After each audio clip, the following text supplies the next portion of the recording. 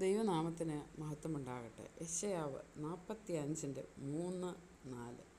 നിന്നെ പേർ ചൊല്ലി വിളിക്കുന്ന ഞാൻ യഹോവ, ഇസ്രായേലിൻ്റെ ദൈവം തന്നെ എന്ന് നീ അറിയേണ്ടതിന് ഞാൻ നിനക്ക് ഇരുട്ടിലെ നിക്ഷേപങ്ങളെയും മറവിടങ്ങളിലെ ഗുപ്തനിധികളെയും എൻ്റെ ദാസനായ യാക്കോബ് നിമിത്തവും എൻ്റെ വ്രതനായ ഇസ്രായേൽ നിമിത്തവും ഞാൻ നിന്നെ പേർ ചൊല്ലി വിളിച്ചിരിക്കുന്നു.